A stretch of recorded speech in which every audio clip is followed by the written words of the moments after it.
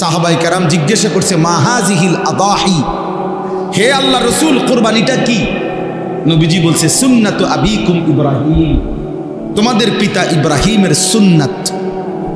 এবার নবীজিকে জিজ্ঞাসা করছে ফামা লানা ফিহা ইয়া রাসূলুল্লাহ, হে আল্লাহ রসুল কোরবানি করলে আমাদের লাভ কি? নবীজি বলছে বিকুল্লি শাআরাতিন হাসানা, প্রত্যেকটি পশমের মধ্যে এক একটা নেকি। তাহলে কোরবানি মানে পশু জবাই শুধু, এটা ইবাদত, পশমে পশমে নেকি। আচ্ছা আরো শুনেন, নবীজি সাল্লাল্লাহু আলাইহি সাল্লাম বলেন মা আমিলা আদমিন মিন আমালি ইয়াউমিন নাহর আহাব্বা ইলাল্লাহ মিন ইহরাকিদ দাম। আল্লাহর নবী সাল্লাল্লাহু আলাইহি সাল্লাম বলেন কোন মানুষ কোরবানির দিন আল্লাহর সবচেয়ে প্রিয় উত্তম আমল যা করে কোরবানির দিন, সেটা হলো ওই পশু জবাই।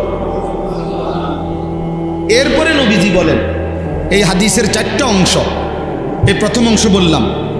দ্বিতীয় অংশ নবীজি বলেন ইন্নাহু ইয়াতি ইয়াউমাল কিয়ামাতি বিকুরুনিহা ওয়া আশআরিহা ওয়া আজলাফিহা, ওই ব্যক্তি কোরবানি যে করলো কিয়ামতের দিন সে ওই প্রাণীর শিং, পশম এবং আজলাফ মানে পায়ের যে খুর আছে না, এই খুর, নবীজি বলেন সে শিং, পশম এবং খুরগুলো সহ হাসরের ময়দানে মিজানের পাল্লায় ওজনের জন্য নিয়ে আসবে। এখন কি অর্থ? কি অর্থ হইল শিং, খুর এবং পশম, পুরা সারা শরীর চামড়ার পশম। তাহলে এগুলো যেহেতু মিজানের পাল্লায় ওজন হিসাবে দিব, তো গোস্তটি হালাই দিব, তোমার তো গোস্ত হালাই দিব, এটা নি বুঝাইছে? বুঝাইছে মানে শিংটাও বাদ যাবে না, খুরটাও বাদ যাবে না, একটা পশমও কি যাবে না, বাদ যাবে না, পুরা আস্থা তার কোরবানিটা তার মিজানের পাল্লায় উঠানো হবে। কি পরিমাণ নেকি হবে, কি পরিমাণ নেকি হবে! এটাকে খামখেয়াল, এটা শুধু গরু জবাই। এরপরে 3 নম্বর অংশ, নবীজি সাল্লাল্লাহু আলাইহি সাল্লাম বলেন ওয়া ইন্নাদ দামা লা ইয়াকাউ মিনাল্লাহি বিমাকানিন ক্বাবলা আন ইয়াকাআ মিনাল আরদ। অর্থ কি? আগে কোরবানকে কোরবান বলে কেন? মানে এই যে পশু জবাই করার এই উৎসবটাকে, ইবাদতটাকে কি বলে? কোরবানিই বলে। কোরবান অর্থ হলো, কোরবান শব্দটি আরবি, এই আমি যে আয়াত পড়ছি এখানে আছে ইজ কাররাবা কোরবানান। তো কোরবান শব্দের অর্থ হলো কুরব, নৈকট্য অর্জন করা, কারো ঘনিষ্ঠ হওয়া। মানে কোরবানির মাধ্যমে সবচেয়ে কম সময়ে বান্দা আল্লাহর ঘনিষ্ঠ হয়, নৈকট্য অর্জন করে, এই জন্য কোরবানকে কোরবান বলা হয়।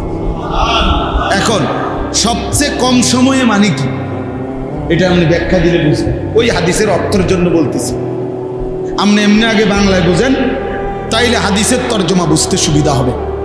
মনে করেন একটা গরু, ছাগল, ভেড়া, বকরি, দুম্বা, মহিষ, এটারে মাটিতে শোয়াইল জবাইয়ের জন্য, কেমন? এখন আপনি বলেন এই গলা আর মাটি, মানে যে গলাটা যে শোয়াইল জবাই করার জন্য, গলাতে তো কি লাগাবে? ছুরি দিবে। এখন গলার থেকে মাটি ব্যবধান করবে 1 হাত, আধা হাত, 1 বিঘত, অথবা 4 আঙ্গুল 5 আঙ্গুল। আচ্ছা ধরি আমরা 1 বিঘত, সর্বোচ্চ 1 বিঘা কি 1 বিঘত, এর বেশি তো হবে না। তাহলে গলা থেকে মাটি ব্যবধান 1 বিঘত।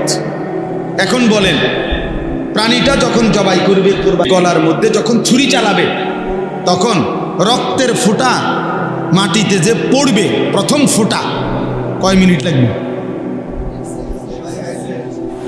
2 সেকেন্ড ধরে নিলাম, 3 সেকেন্ড, এর বেশি তো না। 2 থেকে 3 সেকেন্ডের ভিতরেই রক্ত কোথায় পড়বে? মাটিতে। কারণ কি? গলার থেকে মাটিতে একদম কাছে, ঠিক না? জবাইয়ের সাথে সাথে। এই নবীজি সাল্লাল্লাহু আলাইহি সাল্লাম বলেন, ওই হাদিসের অর্থ, কোরবানির দিন বান্দা যখন ওই প্রাণী জবাই করে, তো রক্তের প্রথম ফোঁটা জমিনে পড়বার আগেই 7 আসমানের ঊর্ধ্বে আল্লাহর আরশে পৌঁছে যায়। তাহলে 2 থেকে 3 সেকেন্ডের মধ্যে বান্দা আল্লাহর কি হয়ে যায়? ঘনিষ্ঠ। এই জন্য এটারে কোরবান। এত দ্রুততম সময় বান্দা আল্লাহর নৈকট্য হাসিল করে, এই জন্য এটাকে কোরবান বলে। এই জন্য নবীজি বলেন রক্ত মাটিতে পড়বার আগে আগেই আল্লাহর কাছে পৌঁছে যায়। ফাতিবু বিহা নাফসান। এবার নবীজি বলেন 4 নম্বর অংশ হাদিসের, নবীজি বলেন অতএব তোমরা খুশি খুশি কোরবানি করো। কি কোরবানি করো? খুশি খুশি দিলে, খুশি খুশি। খুশি কি করুম আর, যা বেশি জন বিরক্ত করো রে, যা দিমু, আর কি করার আছে, জানি কোরবানি। প্রতি বছর দিয়ে আইতেছি, হ্যাঁ 10 জনের লগে চলন লাগে, হ্যাঁ মানুষে কি মনে করব, যা দেও, আর কি করার আছে, এটা নিয়ে কোরবানি। এই বুঝেন না? যাক, আর এক উছিলায় মাইয়ের শ্বশুর বাড়ির থেকেও কিছু লোক খাওয়ানি বাকি রয়েছে, কথা বলে, হ্যাঁ দাও আরেক নাম বাড়াই দাও, এই উছিলায় মানুষ 200 খাওয়াই দিলাম, 100 খাওয়াই দিলাম, এটা নিয়ে কোরবানি? এটা ইবাদত। এটা কি? আল্লাহ নবী এর জন্য বলছে খুশি খুশি কোরবানি। এটারে পেরেশানি মনে করো না, বিরক্ত মনে করো না, এটারে ঝামেলা মনে করো না, খুশি খুশি কোরবানি। একজন মসজিদের ইমাম, একজন মসজিদের মুয়াজ্জিন, একজন মাদ্রাসার উস্তাদ, কয় টাকা উপার্জন তার, সামান্য কয় টাকা দিয়ে দিনের পর দিন। আমার একবার দাউদকান্দিতে এক মসজিদের ইমাম সাহেব, বিশ্বাস করেন কত আমনের মতো বয়সী হবে, বয়স্ক মানুষ, ইমাম সাহেব আমারে জড়ায় ধরা একদিন আমারে বলতেছেন যে হুজুর আমি আজকে 26 বছর এই মসজিদে ইমামতি করি, অল্প কয়টা বেতন পাই। কয় যে হুজুর আমি আমার বিবি বাচ্চার কত আবদার জীবনে পূরণ করতে পারি নাই অভাবের কারণে, কাইন্দা দিছে। কয় যে হুজুর আমার আল্লাহ আমারে, আমি 26 বছর এই মসজিদের খেদমত করি, একই মসজিদে, ছোট একটা মসজিদ, বলতেছে হুজুর আমার আল্লাহ আমারে, আমার তো দুনিয়ার কোনো স্বপ্ন, বাচ্চাদের আশা আকাঙ্ক্ষা কত কিছু পূরণ করতে পারি নাই অভাবের কারণে, আমার আল্লাহ আমারে আখিরাতে দিবনি। আমি কি বলতাম? আমি জড়াইয়া ধরে ওনারে অনেক কাঁদছি, কাইন্দা বললাম হুজুর আমি, বলেন কি, ইনশাআল্লাহ আল্লাহ আপনাকে এই পরিমাণ দেবে, সেদিন আপনি এবং আপনার পরিবার খুশিতে আনন্দে আত্মহারা হয়ে যান, আনন্দে আত্মহারা হয়ে যাবেন। আলেমে দ্বীন কখনো কার উপার্জন মাসে 8,000 10,000 টাকা, আর ওই বেয়াদব সে নাকি নেতা। এই বেয়াদব পরিষ্কার বলতেছে, মুসলমান নারীদেরকে বলতেছে তোমরা মোল্লা মৌলবীর বাচ্চা পেটে নিবা না। এত বড় জানোয়ার মুসলমানের ঘরে জন্ম নিল কেমন? এত বড় বেঈমান, কি পরিমাণ আশ্চর্য কথা, চিন্তা করে দেখেন। নারীর মর্যাদা, নারীর অধিকার, ওলামায়ে কেরাম এ ব্যাপারে কিচ্ছু বলে নাই, বলছে কোরআন সুন্নাহ বিরোধী নারীর অধিকারের নামে যে প্রস্তাবগুলো দেওয়া হয়েছে এগুলো প্রত্যাখ্যান করছে। কথা বলেন না? ইসলাম বলছে বাবার মৃত্যুর পরে আপনার উত্তরাধিকার সম্পত্তি 2 বোন 1 ভাই, নাকি এটা আপনারা সবাই জানেন? এটা তো কোরআন শরীফের আয়াত। তো ওরা বলতেছে না, এটা সমান করতে হবে। তো এখন এই কথাটা যে কোরআন সুন্নাহ বিরোধী, এটা বলবার জন্য সামান্যতম আকল দেমাগ আছে, সে বুঝবে না কথাটা, সেটা বুঝবে। আপনি যদি বলেন যে এরকম করলো কেন, তা আপনি গোটা ইসলাম সব বুঝেন, কথা বলেন না কেন? আল্লাহর সব বিধান আমরা বুঝি, তো আল্লাহর ফয়সালা আমরা মানি না? আপনি কবরের আযাব বুঝেন, আপনি হাসরের আযাব বুঝেন, তো তাইলে আল্লাহ তাআলার প্রত্যেক কথা সত্য, সঠিক, যৌক্তিক, ইনসাফ। নবীজি বলছে আয় আল্লাহ আদলুন ফিয়া কাদাউক, আপনি আমার ব্যাপারে যার ব্যাপারে যেই ফয়সালা দিছেন এটাই ইনসাফ, এটাই সঠিক, এটাই আদল। আল্লাহ তাআলা বান্দার উপরে জুলুম করবে আল্লাহ বান্দার ভালোটা বুঝবে না, আর এই নাফরমান কয়েকজন মহিলা বুঝবে? এটা সম্ভব? যাই হোক, আমার বলার উদ্দেশ্য হলো ওলামায়ে কেরাম থেকে বিচ্ছিন্ন হবেন না।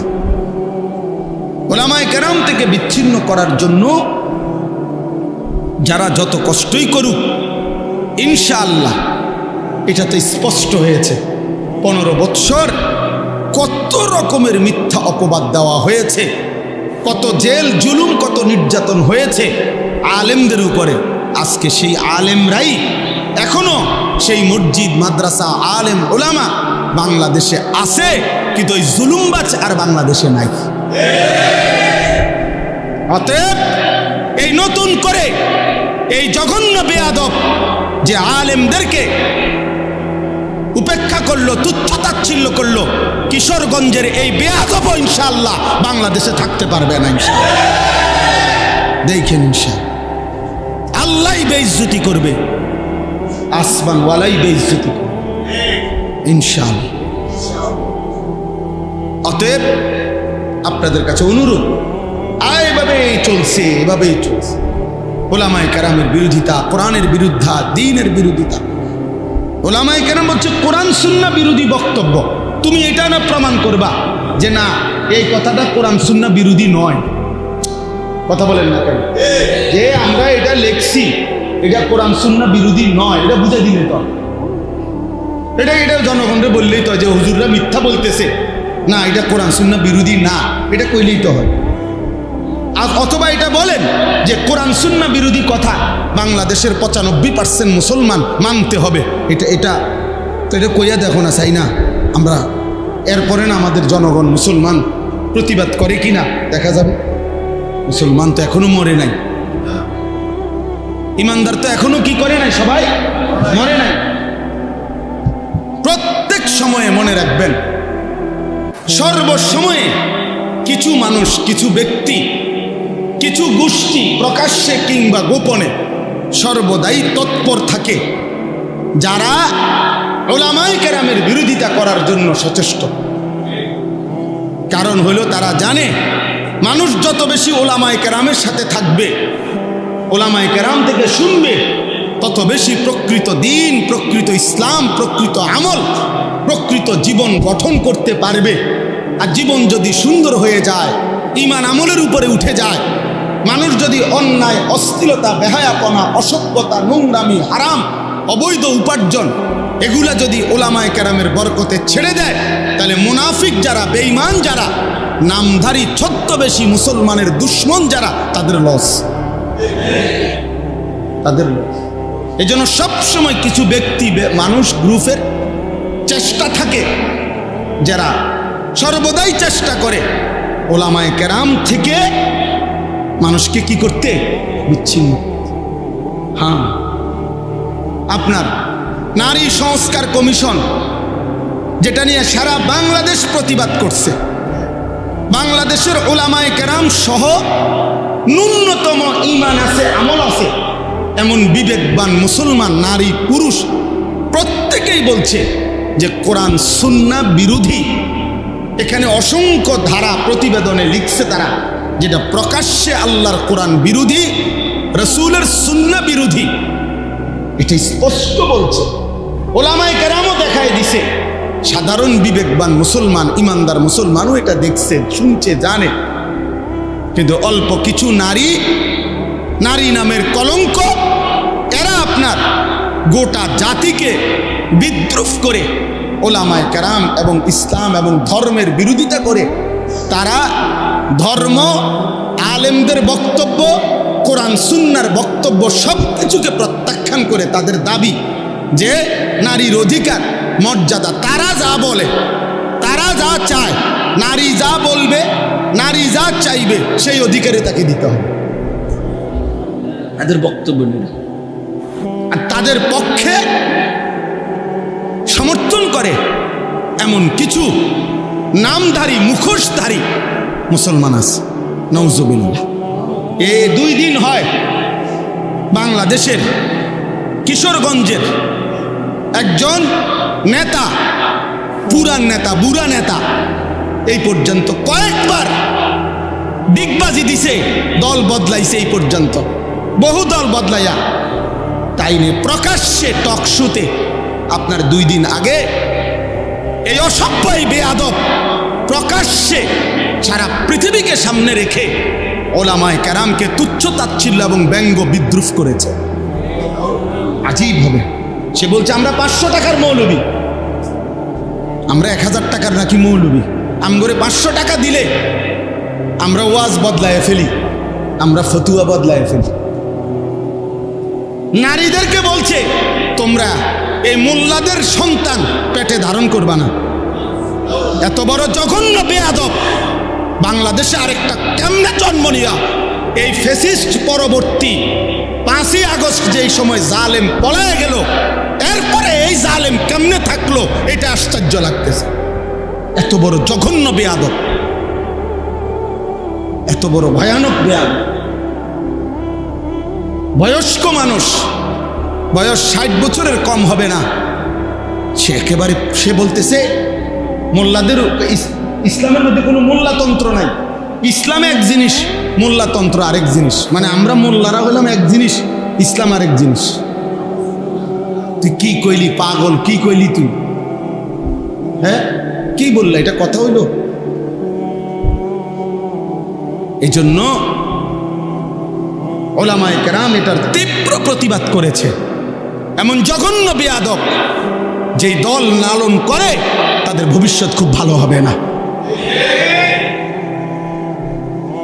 ভবিষ্যৎ ভালো হবে না। এই নাফরমান ওলামা বিদ্বেষী, আলেম বিদ্বেষী, সে নিজেকেও ডুবাবে, তার দলটাকেও ডুবাবে শেষ পর্যন্ত।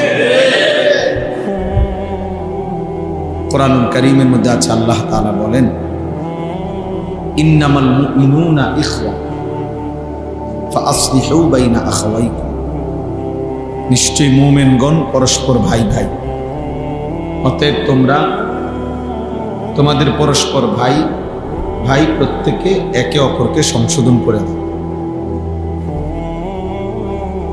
কোরআনুল কারীমের মধ্যে আছে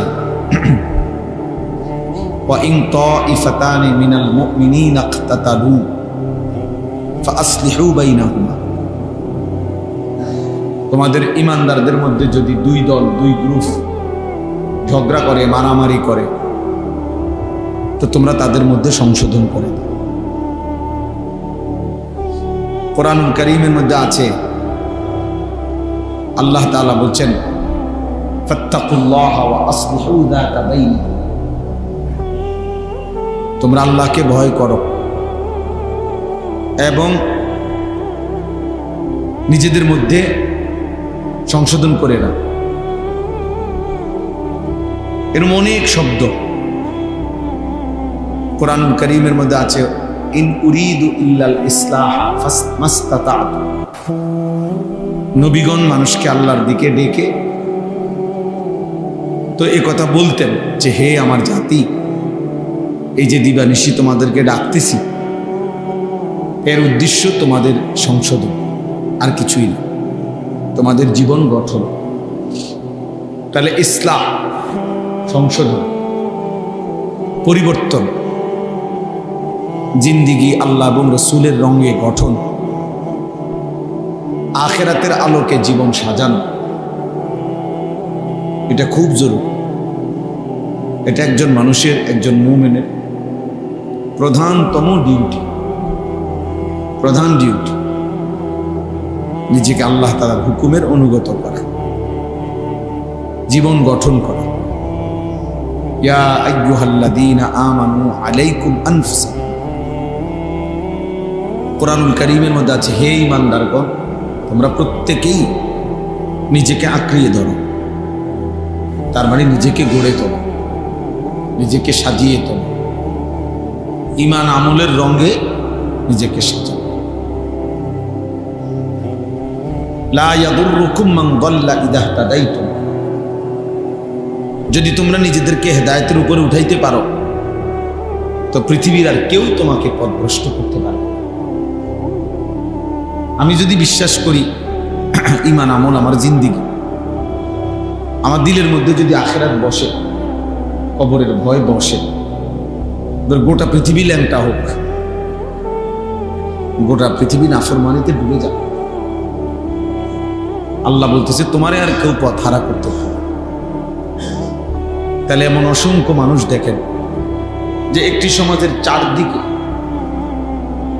অসংখ্য অগণিত মানুষ নামাজ পড়ে না, কিন্তু কিছু মানুষ আছে এর ভিতরে দিয়েই প্রতিদিন 5 ওয়াক্ত নামাজ পড়ে।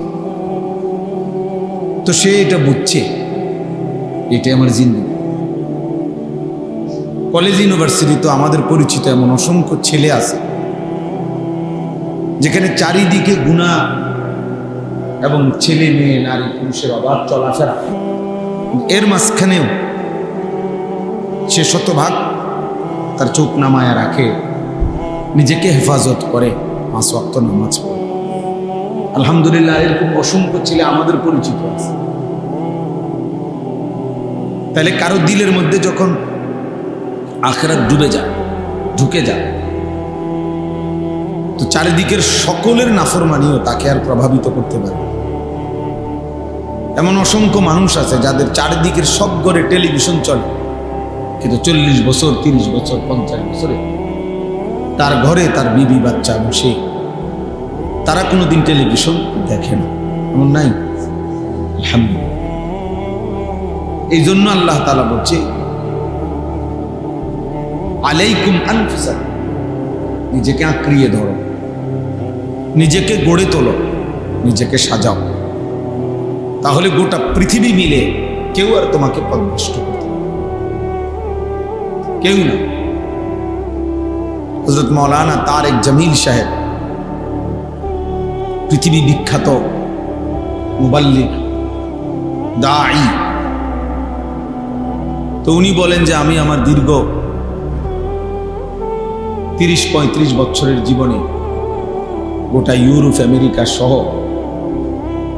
সমস্ত দেশে, এমনকি এক এক দেশের প্রতিটা স্টেটে প্রদেশে আমি সফর করছি, দিনকে দিন, বছরকে বছর, রাতকে রাত। কিন্তু উনি বলেন যে আমি আল্লাহকে সাক্ষী রেখে বলতে পারি, আমার এই নজর এই দীর্ঘ 25 বছর 30 বছরের জীবনে ইচ্ছা করে কোনো বিভিন্ন নারীর দিকে তাকায়, অথচ যেখানে উলঙ্গপনা, বেহায়াপনা স্বাভাবিক, যেখানে পর্দা কিংবা ঢেকে ঢুকে চলা অস্বাভাবিক, সেইখানে ওইখানের ব্যাপারে উনি বলতেছে ওইখানে থাকার চলার পরেও, যাওয়ার পরেও আমি আমার নজর হেফাজত করছি। তাইলে এই জন্য বললাম, আল্লাহ তাআলা বললেন আলাইকুম আনফুসাকুম, নিজেকে গঠন করো। আমরা কিতাবে পড়ছি একজন নওজোয়ান তাগড়া যুবক মুসলিম মুজাহিদকে খ্রিস্টান সৈন্যবাহিনী গ্রেফতার করছে। তো গ্রেফতার করার পরে উনি অনেক বেশি সুন্দর, সুঠাম, চমৎকার দেহ ছিলেন। তো খ্রিস্টান সেনাপতি ওই যুবক মুজাহিদকে দেখে উনি আকৃষ্ট হয়েছেন, নিজের মেয়েকে এই ছেলের কাছে বিবাহ দিবেন এরকম ভাবছেন। তো চিন্তা করছে আগে তাকে যে কোনো প্রলোভনে খ্রিস্টান বানাই, চেষ্টা করি, তারপরে তার কাছে মেয়ে দিয়ে দিই। তো বহুভাবে ওনাকে প্রলোভন দিছে, হুমকি ধমকি দিছে, উনি কোনোভাবেই মাথা নোয়ায় না, শেষ পর্যন্ত বন্দি করছে। আমরা উর্দু কিতাবে পড়ছি ওই যুবক মুজাহিদ এবার ওনার কামরার মধ্যে ওই সেনাপতি তার সুন্দরী মেয়েকে একাকী দিয়ে দিছে, আর বলছে তুমি তোমার রূপ যৌবন দিয়ে যে কোনো ভাবে তাকে গুনাহে বাধ্য করবে। তো 3 দিন ওই মেয়ে ওই ঘরে ছিল। 3 দিন পরে সে বের হয়ে তার বাবাকে বলছে যে হে বাবা, নিশ্চিত ইন্নাহু হাজারুন আম শাজার, এই যুবক নিশ্চিত হয় পাথর নয়তো কোনো গাছ। সে আসলে কোনো মানুষ না, মানুষের কোনো অস্তিত্ব, প্রাণ, অনুভূতি তার মধ্যে নেই। লা ইয়ালতাফিতু ইলাইয়া মাররাত, সে তো আমার দিকে একবারের জন্য চোখটা তুলেও তাকায়। আমি আমার সব চেষ্টা করছি। তাইলে আলাইকুম আনফুসাকুম, নিজেকে মজবুত করা অনেক বড় নিয়ম, কষ্টসাধ্য কাজ, কষ্টসাধ্য কাজ, কিন্তু সম্ভব। সম্ভব, আল্লাহর দয়া হলে সম্ভব। এই সমাজে আমরা বাহ্যিকভাবে দেখলে মনে হয় নাফরমানির সয়লাভ, অসভ্যতার সয়লাভ, কিন্তু আলহামদুলিল্লাহ এর ভেতর দিয়েও হাজারো লাখো পাক্কা মুমিন ইমানদার নারী, পুরুষ, যুবক, কিশোর, বুড়ো আছে আছে যে হাজারবার জীবন দেবে প্রয়োজন, কিন্তু আল্লাহর নাফরমানি করবে, হারামের এক লোকমা নেবে না, হারামের একটা টাকা নেবে না। এই ভালো মানুষ, এমন উত্তম মানুষদের বরকতেই বাকি বাটফার সিটাররা খাইয়া যেতেছে। ইমানদারদের বরকত, কোরআনওয়ালাদের বরকত, দ্বীনওয়ালাদের বরকত, আল্লাহকে সেজদা দেনওয়ালাদের বরকত। এটাই সত্য। এই পৃথিবী, আসমান এবং জমিন টিকে আছে আল্লাহ তাআলার নামের উপর, তাওহীদের উপর, লা ইলাহা ইল্লাল্লাহর উপর। যেদিন আল্লাহ এই নাম থাকবে না, তো সেদিন আসমান ও জমিন থাকবে। তাহলে আল্লাহর নামের উপরে কি টিকে আছে? আসমান ও জমিন টিকে আছে। তাওহীদের উপরে কায়নাত টিকে আছে। কোনো বাটপার, সিটার, সুদখোর, হারামখোর, কোনো বখাটে, দুশ্চরিত্র তাদের জন্য না। তারা ইমানদারদের উসিলায়, তারা প্রিয় বান্দাদের, আল্লাহর অনুগত বান্দাদের বরকতে ওরা খায়, ওরা চলে। এই জন্য বাফ, ইসলাহী মজলিস ছোট হোক, 10 জন হোক, 1 জন হোক, খুব দামি। কারণ নিজের পরিবর্তন, নিজের আখলাকের পরিবর্তন, নিজের জিন্দিগির পরিবর্তন, এই ফিকির আসা, গুনাহমুক্ত জীবন গঠন, আল্লাহর ইবাদতে অভ্যস্ত জীবন গঠন, এই কথা বিবেকে আসা, দিলের মধ্যে বসা অনেক বড় নিয়ামত। আমল তো কম বেশি পরে না করবেন, আগে তো দিলে বসতে হবে এই কথা যে আমার আল্লাহকে মানা উচিত, আমার গুনাহ ছেড়ে দেওয়া উচিত, আমার আল্লাহর আদেশ পালন করা উচিত। হাজারো লাখো যুবক, কিশোর, নারী, পুরুষ 30 বছরেও 40 বছরেও নাফরমান তো এটা বুঝেও না, যেটা বুঝে সেটা ভাবেও না। আজকে 30 বছর টানা প্রতিদিন এক তালে সুদ খায়, এই হারাম করে তো জানেই না এটাকে। 30 বছর ধরে প্রতিদিন ব্যবসা করে, প্রতিদিন ওজনে কম দেয়, প্রত্যেক দিন মিশা কথা বলে। এই বেঈমানে তো জানেই না, এই নাফরমান তো জানেই না এটা গুনাহ, সে তো এটা কি বোঝেই না, তার কলিজার ভিতরেই তো না। কোনদিন 1 বছর 2 বছর কোনদিনই ফজরের নামাজ পড়ে না এমন কিশোর, এমন যুবক কোনদিনই ফজরের নামাজ, 365 দিনের একদিনও ফজরের নামাজ পড়ে না। তাহলে এই জানোয়ার তো জানেই না আল্লাহ কি, আখিরাত কি, পরকাল কি, আবার বিচার কি, তা হাসর কি। তার হিসাব হলো জিন্দিগি মানে চুলের পেখম, জিন্দিগি মানে একটা সিবা ফ্যান, জীবন মানে একটা মোবাইল, জীবন মানে একটা মোটরসাইকেল, জীবন মানে কিছু বন্ধুদের আড্ডা, জীবন মানে একটা মাইয়ার লগে কথা বলা, জীবন মানে একটা মেয়ের পিছনে কুত্তার মতো হাঁটা, কোনো নারীর জন্য কুকুরের মতো জীবন দিয়ে দেওয়া, যৌবন শেষ করে দেওয়া, চরিত্র নষ্ট করে দেওয়া। খালাস।